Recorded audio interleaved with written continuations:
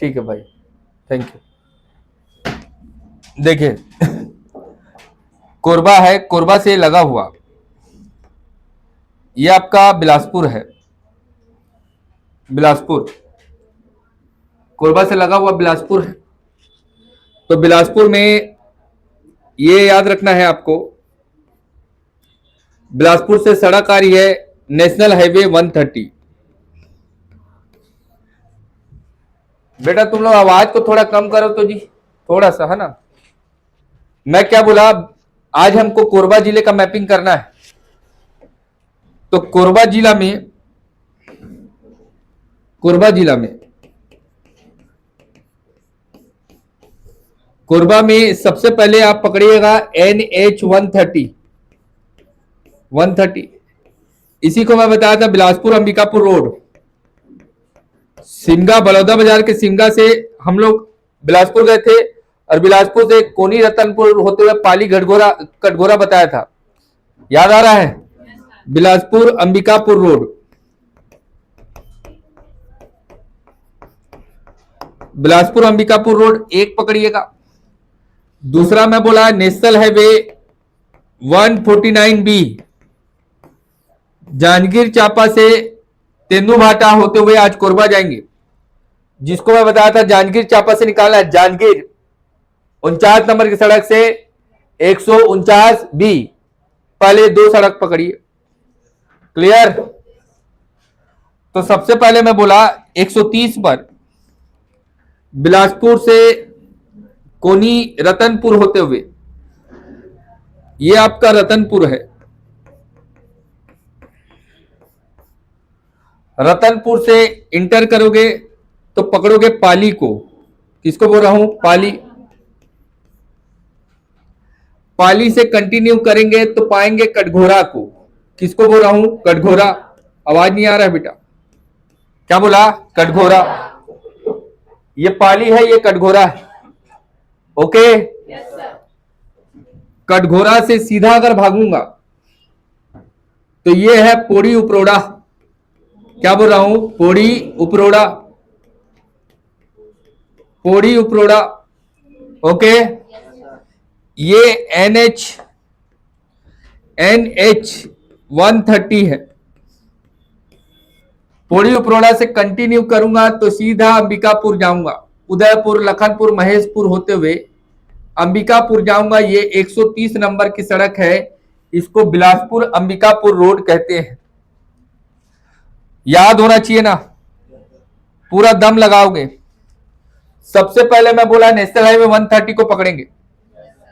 130 से याद रखना, ये सिमगा बलौदा बाजार, बलौदा बाजार के सिमगा से 130 को कंटिन्यू किए तो सबसे पहले तालागांव, हिर्री, चकरभाटा, बोदरी, तिफरा, सिरगिट्टी, बिलासपुर, कोनी, रतनपुर, पाली, पाली, कटघोरा, दो स्पॉट इसके बीच में निकालेंगे।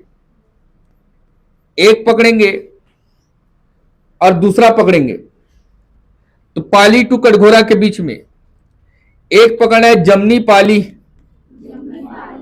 क्या बोला? जमनी पाली। याद रहेगा? जमनी पाली बोल रहा हूं।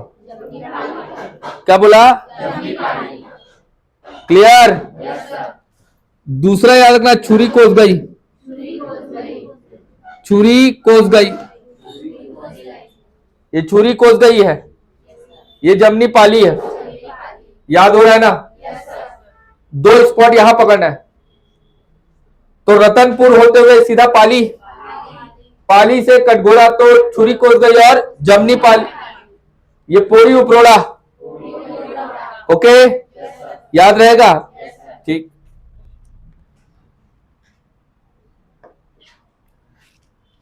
ये आपका, जबकि नीचे से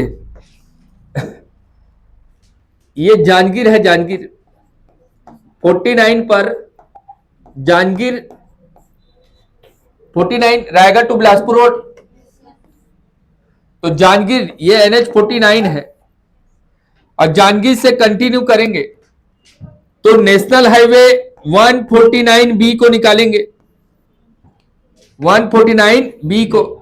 तो मैं बताया था मड़वा रानी, याद आ रहा है?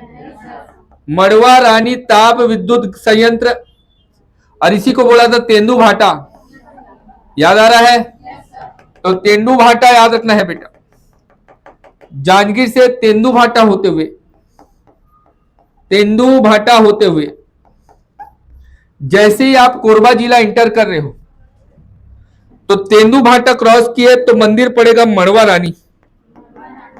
मड़वा रानी का मंदिर है बेटा कोरबा में। मड़वा रानी ताप विद्युत संयंत्र है आपका जांजगीर में। जैसे ही मड़वा से भागे हो तो पाए हो, याद रखना। मड़वा क्रॉस किए तो Amarkantak Lanco power project, Amarkantak Lanco power project. Okay, फिर से रिपीट कर रहा हूं। जांजगीर, तेंदु भाटा, मड़वा रानी टेम्पल है। Okay, Amarkantak Lanco power project, clear हुआ? पक्का? ये याद रखना बेटा, ये याद रखना। दोदरो है, क्या बोल रहा हूं? दोदरो। दोदरो से कंटिन्यू किए तो पाए हैं कोरबा को। किसको? और कोरबा से कटघोरा जाएंगे तो पकड़ेंगे दर्री। क्या बोला? दर्री, दर्री, दर्री। ओके, जांजगीर, तेंदु भाटा, मड़वा रानी, अमरकंटक लेनको पावर प्रोजेक्ट, दोदरो, कोरबा, दर्री। ओके, ये कटघोरा है। क्या है? कटघोरा। जबकि इधर से ये रतनपुर है, ये बिलासपुर है, कोनी, बिलासपुर कोनी होते हुए रतनपुर, ये 30 है, 130। जबकि सीपत होते हुए लुथरा शरीफ, यहां से लोकल रोड ये सीधा कोरबा को कनेक्ट करेगी। किसको कनेक्ट करेगी? कोरबा को। और इसी के पहले ट्रेन लाइन भी जाएगा। ठीक है, इसके पहले भी रेल लाइन भागेगा जांजगीर से कोरबा। यहां एक दीपका बोला हूं, दीपका। क्या बोला हूं? दीपका, दीपका। दीपका के बाद पकड़ना कुसमुंडा, दीपका, कुसमुंडा। ओके, ये गेवरा है, गेवरा। क्या बोला? गेवरा। इसी पाली से एक लोकल रोड निकालो, ऐसा। पाली से आगे बढ़े तो पकड़ना चैतुरगढ़। क्या बोला? चैतुरगढ़ से भागे तो लाफागढ़, लाफागढ़ से भागे तो तुम्हाड़। क्या बोला? तुम्हाड़। ये तुम्हाड़, ये रतनपुर। यहां से देखा है शासक, तब तो इसको राजधानी बनाया है। ओके, याद होना चाहिए हर एक पॉइंट। सबसे पहले बेस बना 130 को, नेशनल हाईवे 130। तो 130 याद रखना 30 से निकाले थे। जबलपुर, चिल्पी घाटी, बोडला, बोडला से पोड़ी, रामेपुर होते हुए कवर्धा, कवर्धा से सिमगा, सिमगा पे गाड़ी रोका था। सिमगा से बेमेतरा, सिमगा से होते हुए फिर रायपुर, रायपुर से अभनपुर, अभनपुर से सीधा धमतरी होते हुए वो बस्तर चला जाएगा। वो 30 नंबर की सड़क है। छत्तीसगढ़ राज्य का सबसे बड़ा नेशनल हाईवे NH 30। सिमगा में गाड़ी रोके, सिमगा से कंटिन्यू करेंगे तो ऊपर भागे, सिमगा से बिलासपुर रोड, बलौदा में बिलासपुर होते हुए अंबिकापुर, इसको बिलासपुर अंबिकापुर रोड। तो सिमगा से सीधा भागे तालागांव, हिर्री, चकरभाटा, बोदरी, तिफरा, सिरगिट्टी, बिलासपुर, कोनी, रतनपुर, पाली, पाली, पाली, पाली, छुरी कोसगई, जमनी पाली, कटघोरा, पोरी उपरोड़ा, अंबिकापुर, उदयपुर, महेशपुर, लखनपुर, लखनपुर, उदयपुर, महेशपुर। याद रखना, ऊपर जाएंगे वो सीधा अंबिकापुर है। सरगुजा जिला शुरू है, यहां से कटा सरगुजा, ये कोरिया, ये मनेन्द्रगढ़। ओके, ऊपर में सरगुजा डी है ना, तो ये सरगुजा है। अंबिकापुर जो है सरगुजा, बगल में सरगुजा के जस्ट बगल में सूरजपुर, सूरजपुर के जस्ट बगल में कोरिया, और कोरिया के बगल में मनेन्द्रगढ़, चिरमिरी, भरतपुर। ओके, याद हो रहा है ना? पक्का? कसम खाओ। यहां से निकाले हसदेव को, याद रखना हसदेव को, कोरिया जिला कैमूर पर्वत देवगढ़ की पहाड़ी। हसदेव नदी को निकालेंगे, लाएंगे मनेन्द्रगढ़। यह हसदेव नदी है, 173 किलोमीटर इसकी लंबाई है, बताया था। हसदेव नदी का उद्गम कहां से हो रहा है, क्यों हो रहा है, कैसे हो रहा है, अपना बाद में देखेंगे मोटा मोटा। अभी तो पकड़ो हसदेव को। मनेन्द्रगढ़ से सीधा आ रहा है, मनेन्द्रगढ़ से तुमाड़ लाना है। कहां लाना है? और तुमाड़ से सीधा दर्री होते हुए कोरबा। कहां जाओगे? और कोरबा सीधा जांजगीर। बताया था जांजगीर और चापा को विभाजन करेगा। जांजगीर को चापा से अलग करता है कौन सी नदी? हसदेव। पकड़ाया क्या नदी? Very good. तो ये आपका हसदेव नदी है। इसी हसदेव नदी पर, याद रखना, हसदेव नदी पर कटघोरा के पास, एक तो पकड़ो हसदेव नदी पर, इसी हसदेव नदी पर एक तो पकड़ो बुका। क्या बोला? ये ऐसा बुका, बुका जलाशय। अबे छत्तीसगढ़ का मॉरिशियस कहते हैं इसको, समझे ना? बुका जलाशय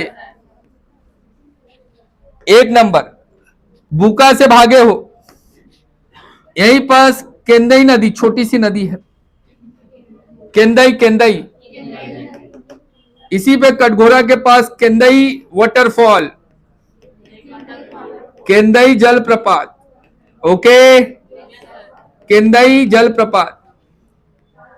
यही पास है फुटका पहाड़। क्या बोला? फुटका पहाड़, फुटका पहाड़। यही फुटका पहाड़ है, जबकि ये है सतरंगा। क्या बोला? सतरंगा। ये सतरंगा है, ये देवपहरी है। क्या है? देवपहरी। ये कोरबा है, कोरबा से लगा हुआ ये बालको है। क्या है? बालको। ये बालको है, जबकि ये हरदी बाजार है। क्या है? हरदी बाजार। हरदी बाजार, फुटका पहाड़, सतरंगा, देवपहरी, बुका, केंदई वाटरफॉल। ओके डियर, ये पूरा ना बेल्ट ऐसा ओके, पूरा ऐसा बना लो, ऐसा है ना।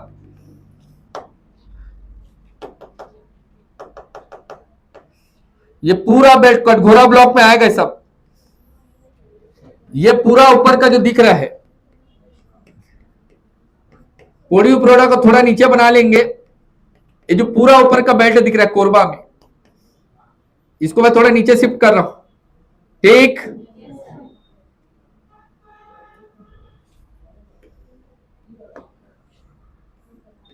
ये है पोड़ी उपरोड़ा। तो ये वाला जो बेल्ट दिख रहा है, ये है लेमरू। क्या बोला? लेमरू एलिफेंट, लेमरू अभ्यारण्य, हाथी, लेमरू एलिफेंट प्रोजेक्ट, लेमरू हाथी अभ्यारण्य। ये जामवन परियोजना में, हाथी परियोजना में शामिल। आगे पूरा डिटेल बताऊंगा। सतरंगा, देवपहरी, फुटका पहाड़। ओके, यहां पर मैं बोला केंदई वाटरफॉल, यहां पर बुका जलाशय। ओके डियर, दर्री में दर्री बैराज है, दर्री बैराज। ठीक, याद रहेगा? पक्का? देखो नाम को याद करो, लेमरू है, लेमरू। ओके, नाम याद करो तू ना, सब याद होना चाहिए ना। कॉपी में कोई बनाएगा नहीं ना, देखो पूरा हर एक चीज को देखो, क्लियर कट होना चाहिए।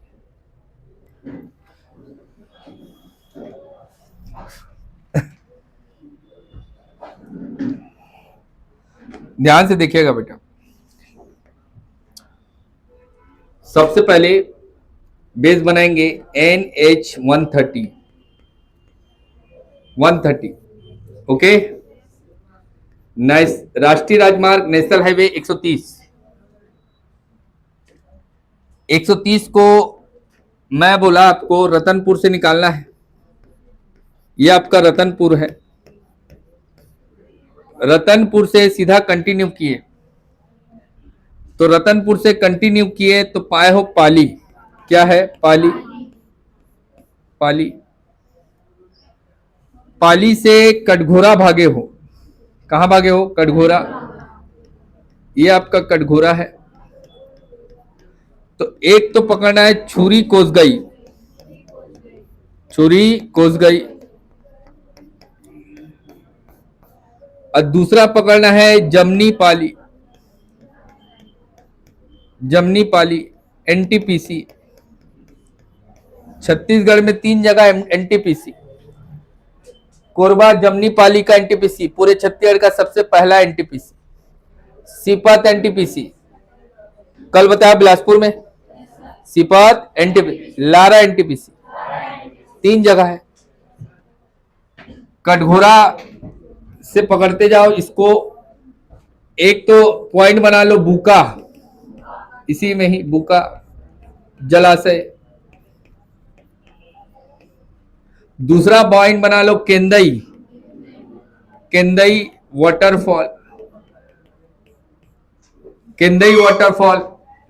इसी बुका केंदई के पास एक बना लो पुटका पहाड़, पुटका पहाड़। तो पहले इतने पॉइंट को समझेंगे।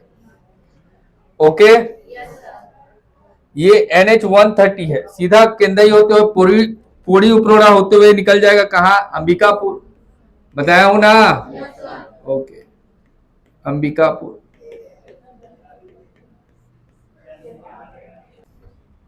कि हमारा छत्तीसगढ़ है। छत्तीसगढ़ से लगा हुआ ये त्रिपुरी, मध्य प्रदेश का त्रिपुरी। ठीक, और ये पूरा नर्मदा नदी है। नर्मदा नदी के नीचे में ये आपका जबलपुर, कवर्धा से लगा हुआ जबलपुर बताया हूं। तो कलचुरी वंश की बात कर रहा था, छत्तीसगढ़ में कलचुरी वंश के इतिहास की बात कर रहा था। कलचुरियों का इतिहास, history of Kalachuri dynasty. Kalachuri में कौन शासक, क्या शासक है, सब पढ़ेंगे। बस याद रखना कलचुरियों की शुरुआत जबलपुर के महेशमती से हुई है, महेशमती। ओके, वर्तमान में इसको महेश्वर खरगोन जिला महेश्वर के नाम से जानते हैं, प्राचीन नाम महेशमती। लगभग 1250 वर्षों का इनका इतिहास रहा है। पूरे इंडिया में 1250 वर्षों तक इन्होंने शासन किया है, 1250 ईयर। सोचे कितना जबरदस्त इनका शासन रहा होगा, कलचुरियों का शासन।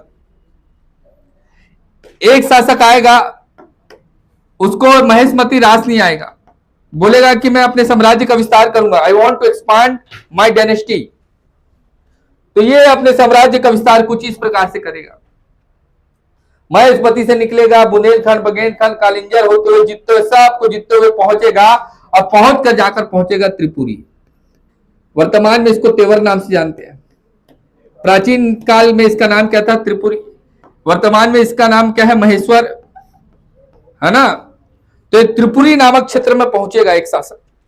तो सब कहानी मैं हिस्ट्री में आपको बताऊंगा, अभी बस टीजर है, ट्रेलर है, देखते जाओ। तो जब त्रिपुरी में जाकर बैठेगा तो उसको जगह अच्छा लग जाएगा, बोलेगा बस अब इसको राजधानी बनाऊंगा।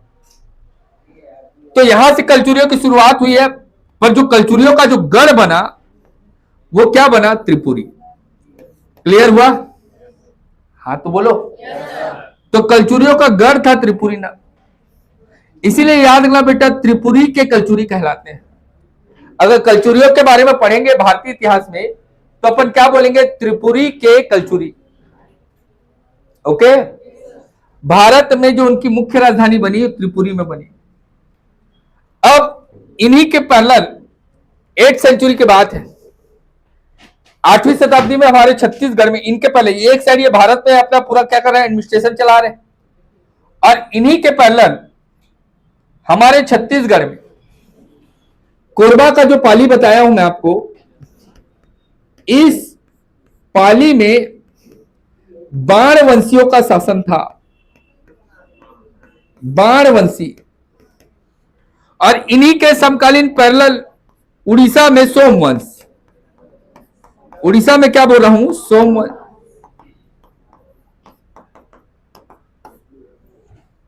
पाली के बाणवंशी, उड़ीसा के सोमवंशी।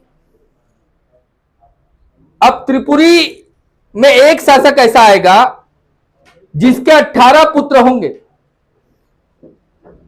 बात समझ रहे हो? आज हमारा एक दो ठो हो जा रहा है तो टेंशन हो जा रहा है कि कैसे हिस्सा बंटवारा करूंगा। भाई बाप बेटे के लिए सोचेगा जरूर कि मेरे मरने के बाद इसको कहीं ना कहीं दिक्कत ना है, इसको मैं अलग करके इसको अब इसका खेती बाड़ी जो भी इसका सोना चांदी है सब दे दूं। तो हिस्सा बंटवारा करना है मतलब अपने साम्राज्य को एक्सपांड करना चाहेंगे। 18 पुत्र हुए, आगे पढ़ोगे कुक्कल देव के बारे में। 18 पुत्र हुए तो 18 पुत्रों के लिए कहीं ना कहीं अपने साम्राज्य को बढ़ाऊं, तो ऐसा सोचा। तो ये देख रहा है कि इधर बिहार क्षेत्र है, अब छत्तीसगढ़ क्या है, पूरा उबड़ खाबड़ क्षेत्र था और इसमें पाली के बाणवंशी शासन कर रहे थे।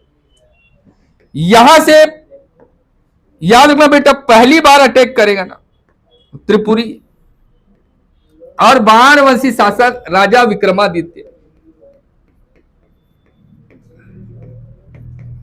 इसी को जयमेऊ के नाम से जानते थे। इसको परास्त करेगा, पाली के बाणवंशियों को भगाएगा और त्रिपुरी में अपना अप्रत्यक्ष शासन स्टैब्लिश करेगा। अपने रिश्तेदारों को छोड़कर आ जाएगा शासक, प्रत्यक्ष रूप से शासन नहीं करेगा। ये पाली के बाणवंशी उड़ीसा के सोमवंशी कभी नहीं जमते थे ना, आज दिन का इनका लड़ाई चल रहा है। परंतु जब बाणवंशी पराजित हुए तो ये माइग्रेट होकर उड़ीसा जाएंगे और उड़ीसा के सोमवंशियों के साथ अपना संधि करेंगे। बोलेंगे कि नहीं भाई देख, अटैक मेरे ऊपर हुआ है, कल तेरे ऊपर भी हो सकता है, इसलिए चलो मिल जाते हैं। ये बहुत बड़ा राजवंश है, बहुत बड़ा साम्राज्य है, इनको हरा पाना बड़ा मुश्किल है, इसलिए मिलकर लड़ेंगे। फिर से त्रिपुरी से दूसरा अटैक होगा। जब ये जानेंगे कि इन लोग दोनों मिल गए हैं, सगरा हो गया है, कलेक्टर मतलब कलेक्शन के साथ आ रहे हैं, दोनों एकदम कलेक्टिव फॉर्म में आ रहे हैं, बाणवंशी सोमवंशी। दूसरा अटैक होगा तो दोनों के साथ होगा, उड़ीसा के सोमवंश और फिर कौन, बाणवंश। त्रिपुरी से अटैक होगा। क्लियर हुआ? तो अभी मोटा मोटा बस इतना ही पृष्ठभूमि में याद रखना है कि जब दूसरा अटैक होगा तब कलचुरी आएंगे और पाली को अपनी राजधानी नहीं बनाएंगे, पाली के ऊपर अपनी राजधानी को शिफ्ट कर देंगे। कहां, तुम्बाड़। क्योंकि ये जान रहे थे कि पाली के चप्पा चप्पा से वाकिफ है कौन, बाणवंश, और इनका साथ कौन दे रहा है, सोमवंश। तो हमको कभी भी पाली में खतरा हो सकता है, इसलिए जो शासक आएगा बोलेगा अब मैं यहाँ खुद रहकर शासन करूंगा, और खुद रहकर शासन करेगा और राजधानी किसको बनाएगा, तुम्बाड़।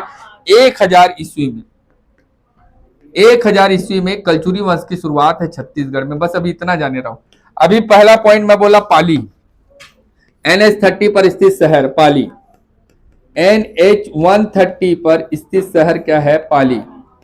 पाली में बाणवंशियों का शासक था। ओके, बाणवंश का शासन था बेटा, पाली के बाणवंश।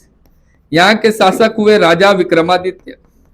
राजा विक्रमादित्य, राजा विक्रमादित्य पाली के बाणवंशी शासक कौन है, राजा विक्रमादित्य। इन्हीं को जयमेऊ के नाम से जाना जाता है। किस नाम से जाना जाता था, जयमेऊ के नाम से। इन्होंने पाली में शिव मंदिर का निर्माण कराया। पाली का शिव मंदिर पूरा फेमस है ना, पाली का शिव मंदिर फेमस है, राज्य संरक्षित स्मारक में शामिल है बेटे, स्टेट प्रोटेक्टेड मॉन्यूमेंट्स में। पाली का शिव मंदिर बनवाने वाला कौन है, राजा विक्रमादित्य। इसका जीर्णोद्धार, इसका जीर्णोद्धार याद रखना बेटा, कलचुरी शासक, कलचुरी शासक जाजल्य देव ने करवाया था। जाजल्य देव, ओके, जाजल्य देव, कलचुरी शासक जाजल्य देव ने पाली के शिव मंदिर का जीर्णोद्धार कराया। पाली के शिव मंदिर का जीर्णोद्धार, पाली के शिव मंदिर का जीर्णोद्धार किसने कराया, कलचुरी शासक जाजल्य देव। पहला मैं बोला पाली, पाली प्राचीन समय में याद रखना बेटा, प्राचीन समय में बाणवंशियों का क्षेत्र रहा है, बाणवंशियों का शासन था। यहाँ के शासक कौन थे, राजा विक्रमादित्य, जिसको किस नाम से जानते थे, जयमो। किस मंदिर का निर्माण कराया, शिव मंदिर का, शिव मंदिर का निर्माण कराया। ओके, शिव मंदिर का निर्माण कराया, शिव मंदिर का निर्माण कराया। जिसका जीर्णोद्धार, जिसको मरम्मत कराने वाला, जिसको रिपेयर कराने वाला कौन है? जाजल, कलचुरी शासक था। ओके, याद रहेगा। ठीक, पाली से भाग रहे हैं, पाली से भाग रहे हैं, तो पाली में 1000 एडी में कलचुरी आ चुके थे। कलचुरी शासन की शुरुआत छत्तीसगढ़ में, कलचुरियों की शुरुआत हो रही है पाली में। तो पाली में देख रहे हैं कि बाणवंशियों का नियंत्रण रहा है। बाणवंशी कभी ना कभी यहां शासन किए है, लंबे समय तक शासन किए है, तो पाली में रहना सेफ नहीं है। ओके डियर, तो पाली से ऊपर भागेंगे। ठीक, और याद रखना बेटा, पाली से ऊपर जाएंगे तो सबसे पहले जाएंगे चैतुरगढ़। कहां जाएंगे? चैतुरगढ़। चैतुरगढ़, चैतुरगढ़ को छत्तीसगढ़ का कश्मीर कहा जाता है। देखो, एक तो मैं आपको बस्तर का कश्मीर बताया था, याद आ रहा है? बिंता घाटी। ये बोल रहा हूं छत्तीसगढ़ का कश्मीर। छत्तीसगढ़ का कश्मीर किसे कहते हैं? चैतुरगढ़। चैतुरगढ़ के बाद है लाफागढ़। क्या है? लाफागढ़। कलचुरी अपने आप को सेव करने के लिए लाफागढ़ में किले का निर्माण कराएंगे। अपन पूरा डिटेल देखेंगे कलचुरियों में, बस अभी मोटा मोटा याद रखना। लाफागढ़ का किला, लाफागढ़ का किला, लाफागढ़ का किला बनवाएंगे। और याद रखना, इसको इस तरह से डिजाइन किया जाएगा कि इसको इतिहास में भेदना मुश्किल है, इसीलिए अभेद किला होने के कारण इसको मैं बताया था राजस्थान में चित्तौड़गढ़, और चित्तौड़गढ़ से तुलना करके छत्तीसगढ़ का चित्तौड़गढ़ कहा जाता है। इसको छत्तीसगढ़ का चित्तौड़गढ़ किसे कहते हैं? लाफागढ़। ओके, कलचुरी आएंगे। अब इनको लगेगा कि भाई कोई भी आदमी आएगा तो पहले लाफागढ़ पार करेगा, चैतुरगढ़ लाफागढ़ पार करके आएगा तो पहुंचेगा कहां? तुमाड़। क्लियर? तो उनको इतना लंबा स्ट्रगल करना पड़ेगा, इसलिए ये बेस्ट जगह है। इसलिए तुमाड़ को, और इसका नाम ही था ना तुमाड़ खोल, खोल जैसा स्ट्रक्चर था इसका। प्राचीन नाम क्या था? तुमाड़ खोल। तो तुमाड़ का प्राचीन नाम तुमाड़ खोल था। मतलब ये तीनों ओर से, जैसे खोल होता है एक ओर से खोखला, बाकी तीनों ओर से घिरा होता है, देखे हो ना? तो इस प्रकार का स्ट्रक्चर होने के कारण कलचुरियों को लगा कि it is a best place. यार इसको राजधानी बनाया। कलचुरियों की पहली राजधानी क्या थी? तुमाड़। ओके, कमल राज आगे अपन लोग पढ़ेंगे, कलिंग राज, कमल राज, ये सब के बारे में पढ़ेंगे। समझ में आ रहा है? अभी बस इतना जानो, कलचुरियों की पहली राजधानी, कलचुरियों की पहली राजधानी। ओके, फर्स्ट राजधानी, पहली राजधानी, कलचुरियों की पहली राजधानी। अब इनका नियम था कि भाई ये शैव के उपासक थे, शैव धर्मावलंबी थे। कलचुरी शिव के उपासक थे, शिव को मानते थे। जो शिव को मानेगा वो शक्ति को भी मानेगा। इसीलिए याद रखना, इनकी कुल देवी गजलक्ष्मी है। क्या है? गजलक्ष्मी। इनकी कुल देवी गजलक्ष्मी। आगे अपन पढ़ेंगे डिटेल से। और याद रखना, यहां ये महिषासुर मर्दिनी का मंदिर बनाएंगे, महिषासुर मर्दिनी का मंदिर। ओके, ओके, कहां है? तुमाड़ में महिषासुर मर्दिनी का मंदिर। Okay dear, Chaiturgarh, Lafagarh, Tumad. पाली में बाणवंशियों का शासन था। बाणवंशी शासक कौन थे? विक्रमादित्य। किस नाम से जाना जाता था? जैमो। पाली के बाणवंशियों को पराजित किया कौन? कलचुरी। रतनपुर दिख रहा है इनको। तुमाड़ में शासक बैठेगा, तुमाड़ में शासक बैठेगा रत्नदेव। कौन बोल रहा हूं? रतनदेव। रतनदेव फर्स्ट, रत्नदेव प्रथम। ये तुमाड़ में बैठेगा, तुमाड़ में बैठेगा। इसकी राजधानी तुमाड़ रहेगी। ये देखेगा रतनपुर को डेवलप करेगा, यही राजधानी को शिफ्ट करेगा कलचुरियों की दूसरी राजधानी। सेकेंड कैपिटल ऑफ कलचुरी वंश, second capital of Kalachuri dynasty क्या है? रतनपुर। यही आएगा, मंदिर बनाएगा, मंदिर बनाया, पहले राजधानी बनाया, मंदिर बनाया, महिषासुर मर्दिनी का मंदिर, महामाया का मंदिर, प्रतिरूप है महिषासुर मर्दिनी। मंदिर बनवाएगा, राज्याभिषेक करेगा, खुद का राज्याभिषेक करेगा, अपनी राजधानी को परिवर्तित करेगा। तुमाड़ से रतन, कलचुरियों की दूसरी राजधानी। 1050 साल खाली तुमाड़ में शासन करे। उसके बाद आकर कहां बैठ जाएंगे? रतन, लंबे समय तक, 1357 तक। आगे पढ़ेंगे अपन, चलेंगे। क्लियर? समझ में आ रहा बात? 1300, 1400 में फिर टूट जाएंगे। 1400 में रायपुर भागेगा एक जन, है ना। खल्लारी वाला रायपुर भागेगा, उसके बाद 1757 तक चलेंगे। 750 वर्षों का इतिहास किसका है? कलचुरी वंश। हमारे हमारे पूर्वज कौन? तो कलचुरी।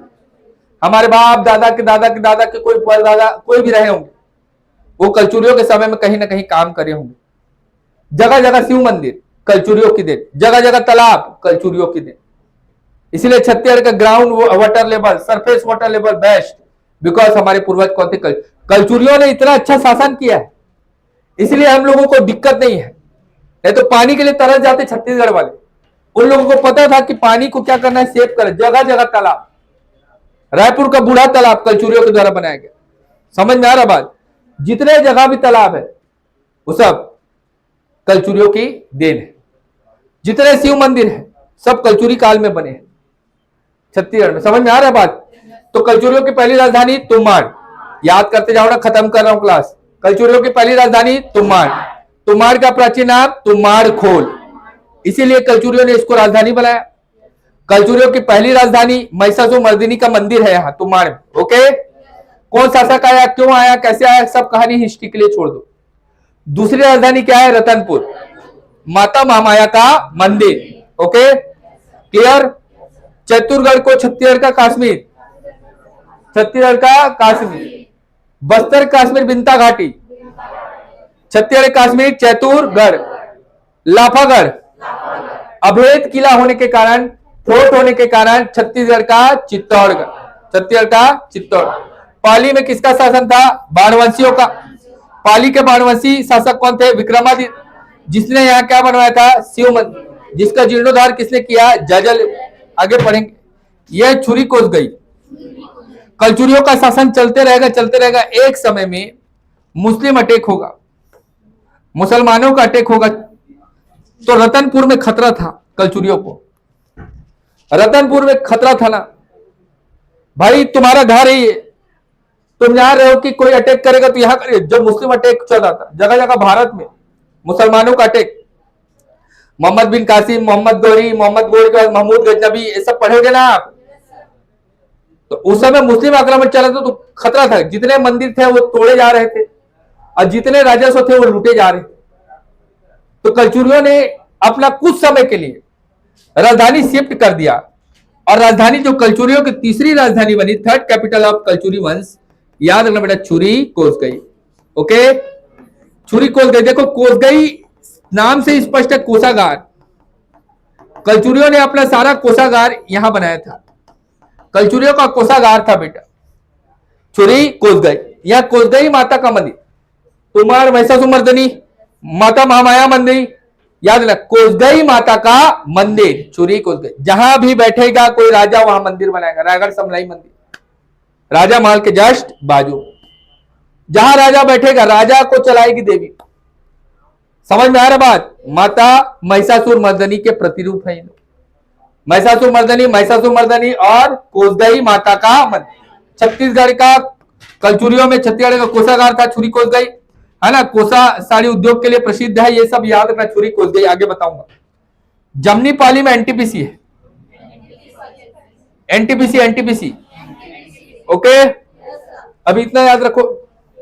ये कटघोरा है, बुका जला से। छत्तीसगढ़ का मॉरिशियस कहते हैं, छत्तीसगढ़ का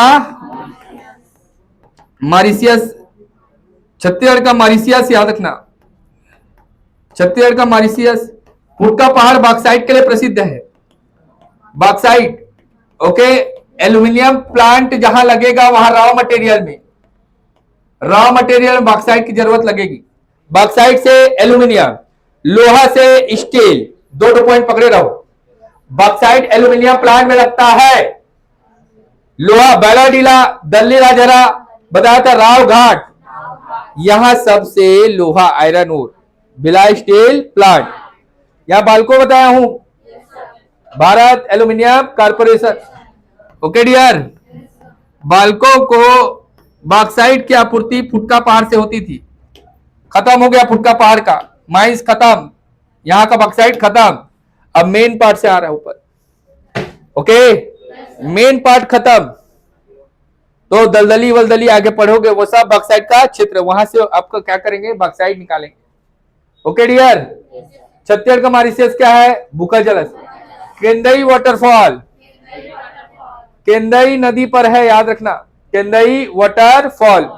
ओके, याद रहेगा। देखो कल फिर से पूरा डिटेल करूंगा।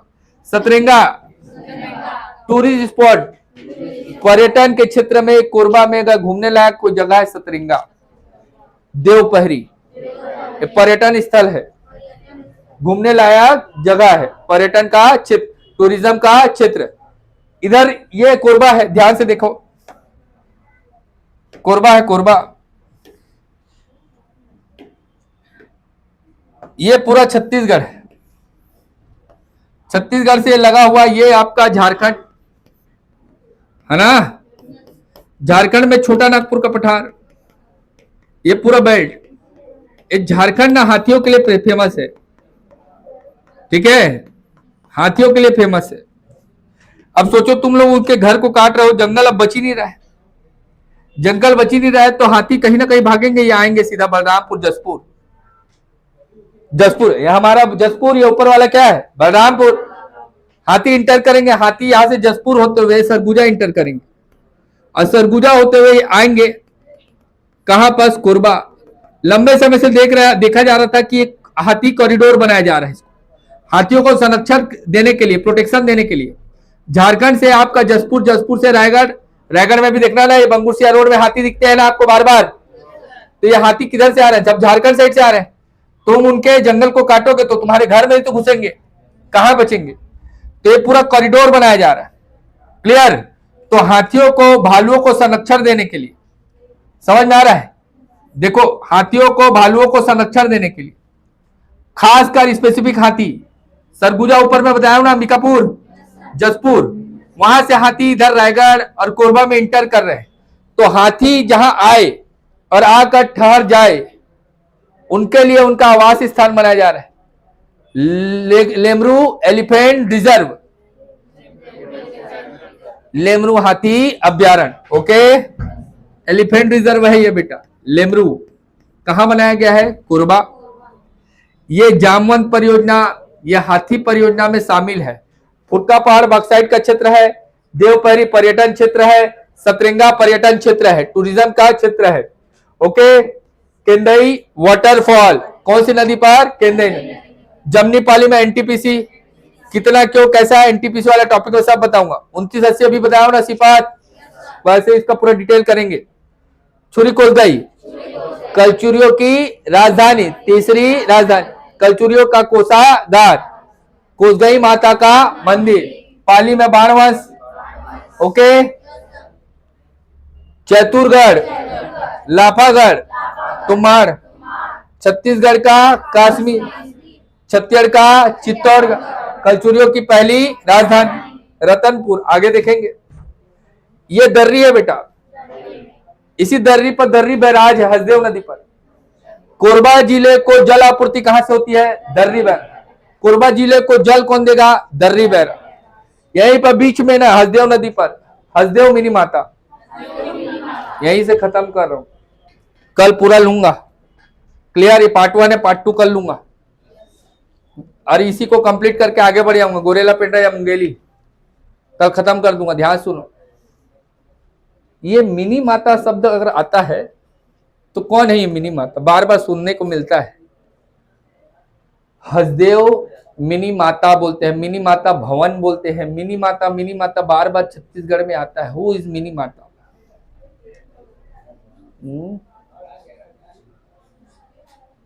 एनीबडी? मिनी माता कौन है जी?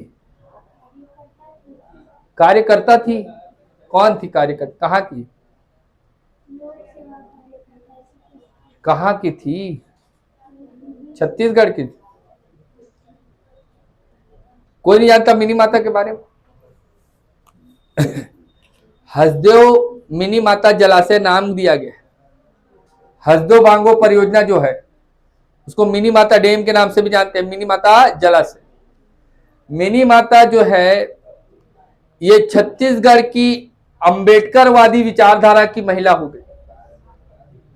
1913 में इनका जन्म हुआ था असम में, तो इनका जन्म स्थान असम है।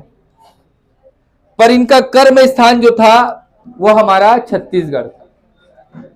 छत्तीसगढ़ में दलित समाज, पिछड़ा समाज, मजदूर वर्ग के हित के लिए पूरा अपना जीवन समर्पित कर दिया, अपना पूरा जीवन लगा दी। मीनाक्षी देवी नाम था, क्या नाम था? मीनाक्षी देवी। पर इनके उत्कृष्ट कार्य के कारण इनको मिनी माता कहने लगे लोग। क्या कहने लगे? मिनी माता। तो याद में मीनाक्षी देवी को मिनी माता छत्तीसगढ़ में अंबेडकरवादी विचारधारा की महिला हुई। अंबेडकरवादी मतलब दलितों का उत्थान करना, पिछड़े वर्ग का उत्थान करना, मजदूर वर्ग का उत्थान करना, उनके लिए काम करती थी। दिल्ली में इनका भवन था। इनके भवन को धर्मशाला कहा जाता था। क्यों? क्योंकि अगर छत्तीसगढ़ से कोई जा रहा है दिल्ली, मतलब उसको कहीं रहने के लिए अपना स्थान खोजना नहीं हो, जाएगा मिनी माता के यहां रहेगा। इतना समाज सेवा में वो लीन थी, मतलब अपने घर को धर्मशाला जैसा बना के रखी थी। इनके यहाँ बहुत सारे लोग रहते, समाज कार्यकर्ता, समाज में जो बेस्ट कार्य करना चाहते कार्यकर्ता इनके यहाँ रहते थे। एक घटना है कि मिनी माता मतलब ठंड में अपने घर का पूरा कंबल वंबल सब दे देती। एक बार उनके पास खुद के लिए कंबल नहीं बचा और ठंड में ठिठुरती हुए रात भर काटी। तो सिगड़ी नहीं आता, सिगड़ी जानते हो सिगड़ी? तो सिगड़ी को जला करना खटिया के नीचे डाल दी थी और सो रही थी। तो सोते सोते सोचो पूरे कमरे में धुआं भर गया और उस धुएं के कारण वो इतना बीमार पड़ी कि लंबे समय तक इलाज चला। क्लियर है? इस प्रकार का संघर्ष रहा उनका, इस प्रकार डेडिकेशन। देखो बेटा, तुम्हारा जीवन को